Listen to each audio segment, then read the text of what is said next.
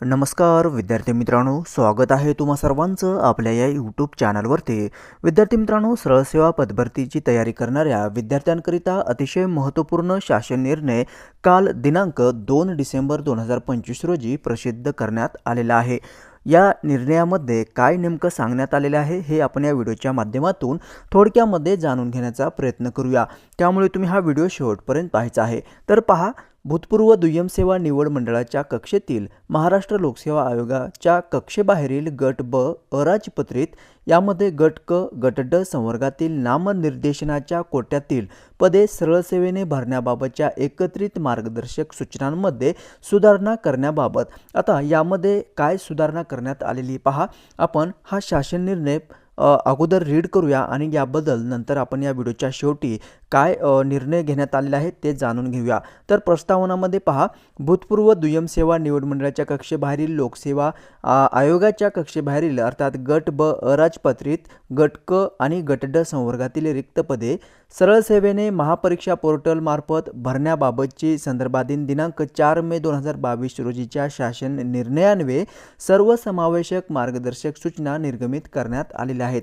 आता या मार्गदर्शक सूचनांच्या मध्ये काय सांगण्यात आलं होतं पहा, भरती प्रक्रियेत तयार करण्यात आलेल्या निवड सूचीची ही कालमर्यादा 1 वर्षासाठी किंवा निवड सूची तयार करताना ज्या दिनांकापर्यंतची रिक्त पदे विचारात घेण्यात आली आहेत त्या दिनांकापर्यंत, यापैकी नंतर जे घडेल तोपर्यंत ग्राह्य धरण्यात असल्याचे नमूद करण्यात आले आहे। परंतु अनेक वेळा काय होत होतं, प्रशासकीय कारणास्तव किंवा न्यायालयीन प्रक्रिया, निवडणुका व आचारसंहिता, कोविड सारख्या आपत्तीजन्य परिस्थिती, माजी सैनिक, खेळाडू, दिव्यांग उमेदवारांच्या विविध सेवाविषयक अटी शर्ती विचारात घेणे, वैद्यकीय तपासणी प्रक्रिया तसेच नवीन पदभरती प्रक्रियेतील विलंब या कारणामुळे प्रतीक्षा यादीतील पात्र उमेदवारांना संधी मिळण्यापूर्वीच निवड सूचीची मुदत संपुष्टात येत होती।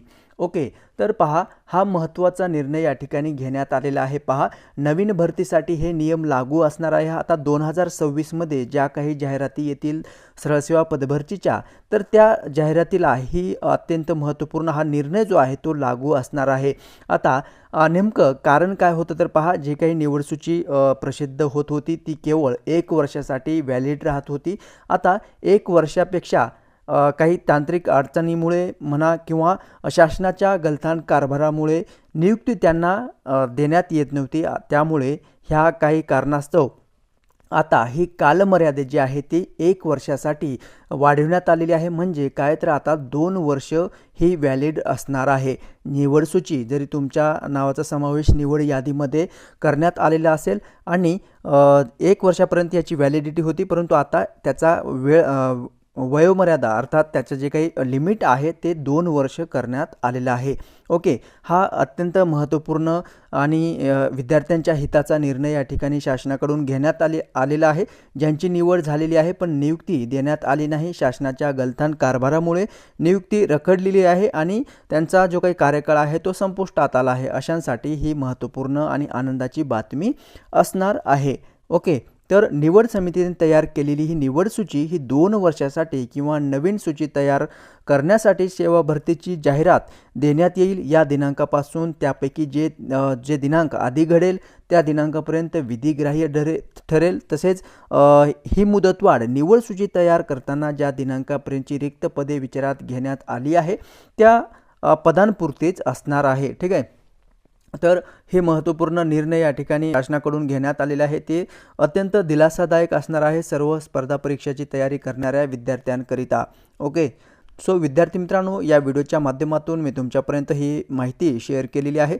जर तुमचे या व्यतिरिक्त जर काही प्रश्न असतील तर तुम्ही नक्की कॉमेंट्स करून विचारू शकता आणि जर तुम्ही नवीन चॅनल पाहत असाल चॅनलला सबस्क्राईब जरूर करायचं आहे। तेव्हा भेटूयात नेक्स्ट अपडेट घेऊन नवीन व्हिडिओच्या माध्यमातून। धन्यवाद।